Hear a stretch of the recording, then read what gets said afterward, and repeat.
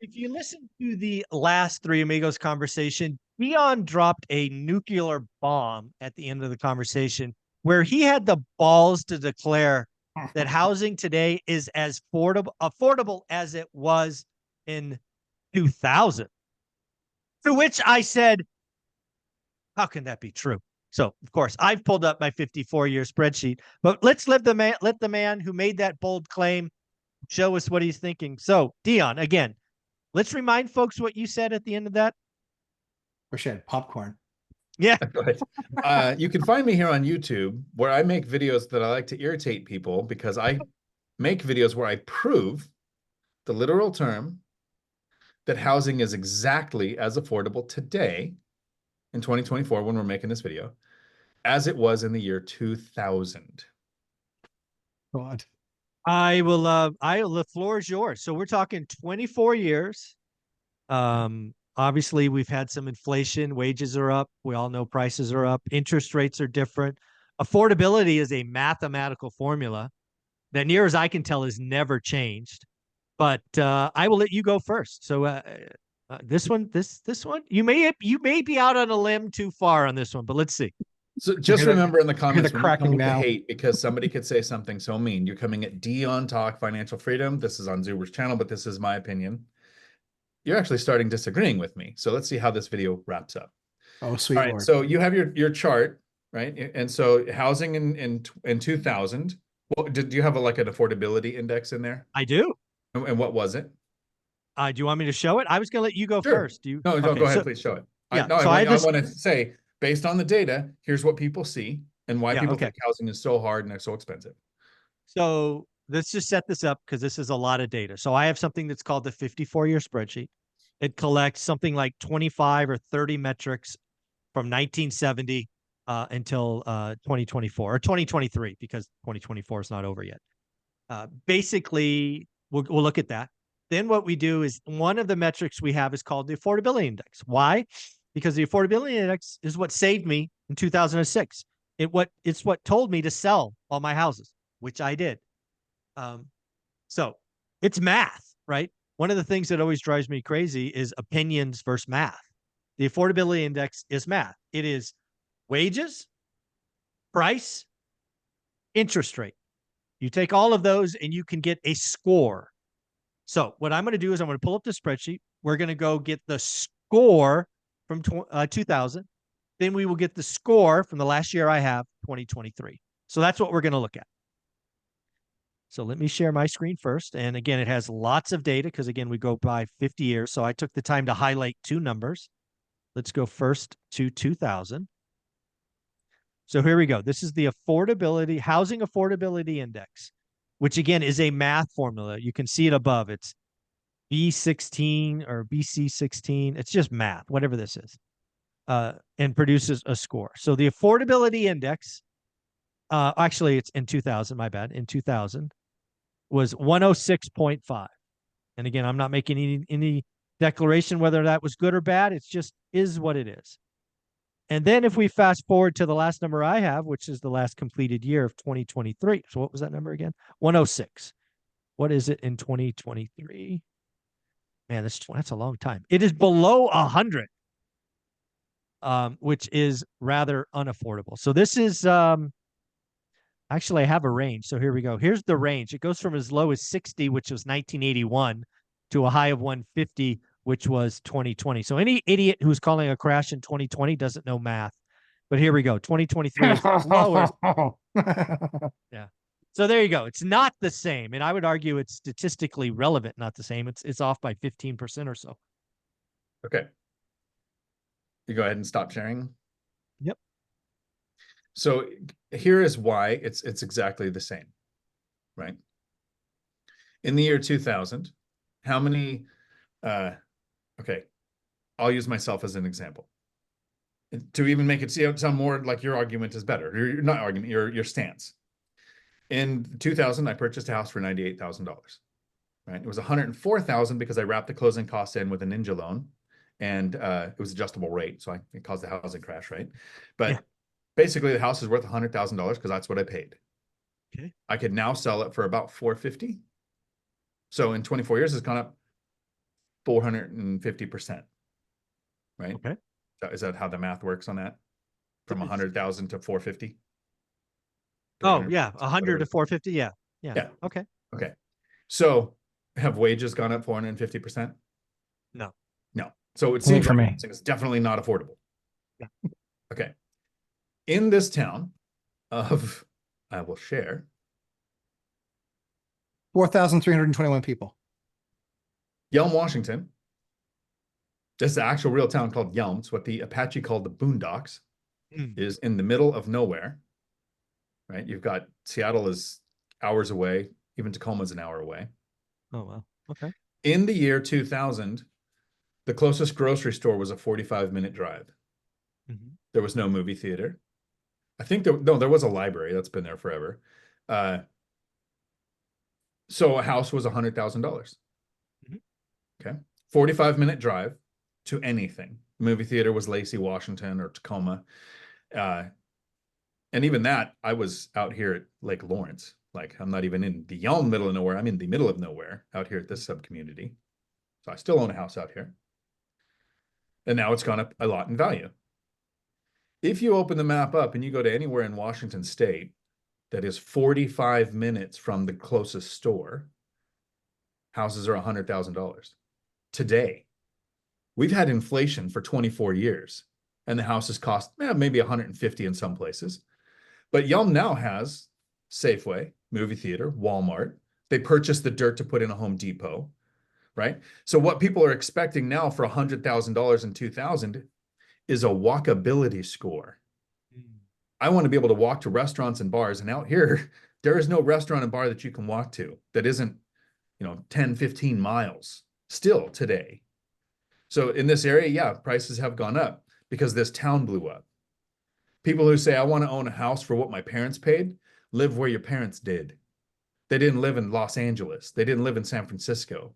They lived past Fresno where people can't go to because your cars couldn't last that long because they'd overheat if you drove up the Grapevine. The idea that you want all of the amenities that comes with living in a city, even though Yelm, I wouldn't, by any stretch of the means now, probably whatever the population is, probably 40,000, is not a city. It's a tiny municipality. But the houses went up. I own a property here in McKenna, population under 500. Mm. Yes, prices have gone up. Now let's put in the other thing that makes this exactly the same price as in 2000. If you lived in Yelm in the year 2000, you probably worked at one of two places. Lasco, a bathtub manufacturing company, that probably did more than that, but that's what I remember them for. And Wilcox Farms, where I worked, a dairy that had 1,300 employees in a tiny little town, and I delivered all over the state. So you made, $15 to $20 an hour. So $100,000 a $100,000 house was a stretch. It was Right. the affordable limit that you can go because real estate is local. Mhm. Well, right now today, how many $25 an hour remote jobs are there where you can move out here to Walla Walla, Washington, Mm-hmm. and buy a house for 2 goats and a taco Mm-hmm. and make your $25 an hour because remote work changed the landscape. So the affordability index, which is tracking data based on average income and average price, or median income and median price, whichever one it is, doesn't have the data to say this is what the actual person in this area makes because no one knows who makes what and who lives where. It's why rents pushed up on my last purchase. Most of the people here are remote workers. You have other things like the Navy base doubling the number of ships. They went from 1 to 2. So 6,000 new renters in the area. Real estate is local. And yes, if you want to live where people want to live, it is unaffordable. But if you're willing to live where, yes, where's the next city going to blow up? Where's the next Yelm, Washington going to go from 20,000 to 40,000 people in 20 years? That's where you're going to see that much explosion in price value. So yes, if you look at housing affordability based on the data of income versus expense, and you don't factor in, okay, I don't live near a Walmart, right? There's a Walmart in Yelm now. It's one of the super centers. So that solved a lot of problems in that town. There wasn't one. There was a little store called Jayhawks, and it was literally a mom and pop's hardware. We got some clothes kind of place. That was it. One blinking red light. There didn't even have a stoplight when I purchased my house in that town, which I was still 10 miles out of. So to the boonies, in the boonies. And so when I hear people say housing is unaffordable, nobody can afford to buy a house. Yeah, of course they can't, because they want to live next to the closest Starbucks. This Real, is go ahead, real Matt. quick, Dan, you're wrong. Yelm is a city. Yelm is a city? Is it? Did you look up is it a dot It's a on the city. map? It's a city. It's a city. So here's the thing. There's a difference between cities and towns, and it's only about funding. That's it. It's only about funding. So when people want different avenues of funding, they make themselves a city. So city has nothing to do with size, has everything to do with local government and funding. That's all I have to contribute. Ah! Yeah, this is I love how you attack this problem. As always, your insights are unique. Your ability to kind of paint that picture is pretty awesome.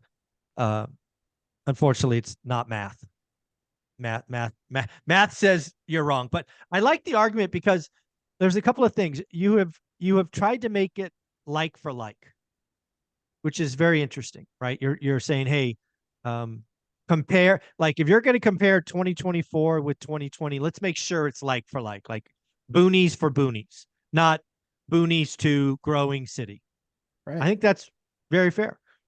Then you go and you talk about remote work, and that's where actually I think your argument falls down a little bit, frankly, right? Because remote work is it's wage. You're going to be able to get higher pay in the boonies than you used to. And that means you can afford more. But so again, the median income in Walla Walla, Washington is based on 2 or 3 year old tax data. True. And people who have remote work probably don't even report it in the area that they're living.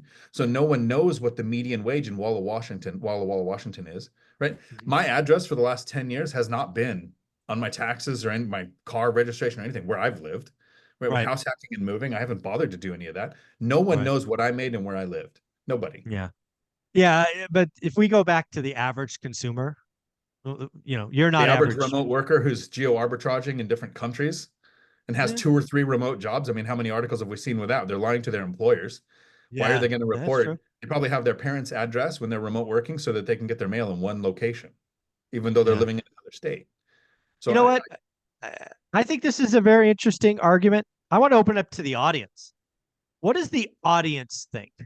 Right? We've talked about kind of my very rigid and very black and white numerical math. You've talked about Dion's kind of comparison like for like, which I think is genius. He's probably also right about this income, right? It's underreported in Walla Walla, Washington. Is Walla Walla, Washington, a real city? That sounds like something. It's a real city. Yeah. It's real. It's real. It's tiny though, but it's real. I thought you were making They're on fun the of me. map. They've been talked about on YouTube. There you go. They're official. So Walla Walla, Washington. You're absolutely right. There's a chance, and it probably will be underreported for years to come. So I give you that. But I don't know, audience. What do you think? Are you the kind of rigid and black and white affordability index is just math, or do you think that housing is fundamentally changed given remote work, given access to this, internet, all of that? Let us know in the comments below. Is Dion right or is Dion wrong? We'll just leave it at that. Guys, Dion, where can they find you? Often wrong, but right here on YouTube, Dion Talk Financial Freedom. I would actually disagree with that. I think you're very rarely wrong, but that's okay. Right, Matt, where they can find you? Where Yelm is a city, that's where they can find me. Lumberjack Landlord on YouTube and Instagram. But I completely agree with Dion. That's what made me buy where I bought. I couldn't afford a duplex 25 minutes outside of Boston, so I bought a duplex 81 miles outside of Boston. Well, let me ask you about that. So, okay. And that was what, 2000 and when did you buy that? That was 07, 08. All right. So let's call it 15 years between friends. So 15 years later, if you went another 81 miles out from Boston, because now where you are is bigger, can you get duplexes for roughly the same price you got it for in 08? Less. Really? All right. Well, Dion might be right. Damn it. Dion's right again. Yeah. When he was putting it together and he talked about it on his live last night, when he was kind of putting the concepts together, as I looked at it and kind of reflected, I was like, that's exactly right. That's exactly what I had to do. I wanted to be within 25 miles of Boston. I wanted to. It was great. Made my life easier. Was closer to my job. I wasn't commuting 81 miles each way every day. But my option at that time was to buy an asset that was in a not great area for $600,000. And instead I was able to buy one for one, I think with the rehab included, just a light rehab was maybe 200. So it was a third the price. And now if you go 81 miles north of me, yeah, you can absolutely buy one for a couple. You can buy in fact, you don't even need, you probably only need to, I think as you get further away, it's more aggressive. And so I think you could buy a duplex probably 40 miles away for that same price. It's probably in half because Wow. as you get further away from that central point, the ripples get lower. So I think that's where, I agree with it. That's how I did it. So I built the kingdom. All right, folks. Sorry, Mike. Dion right and I'm wrong. Not Again. wrong. I opened your mind a little. A lot of the reasons I love You're- coming on your channel you're both is right. because I get to see that face when I break your brain just a little sometimes. It's awesome. You're actually both right. It's absolutely true. All of those statistics about affordability are 100% right. They're based on math and numbers. However, it doesn't account for the variable, which is I don't have to live there. I don't have No, to I live agree. there. It's a Gary- mental mind shift. Gary, Indiana, done triplexes for 100. I mean, that In Chicago, 45 minutes away. How many remote workers can drive 45 Yeah. minutes once or twice a week now? exactly right. Shout out the king of Gary. We haven't talked to you in a while, Mr. Millennial Mike. You are amazing. Guys, take care of yourself. Have a wonderful week. You too, Mike. Yeah.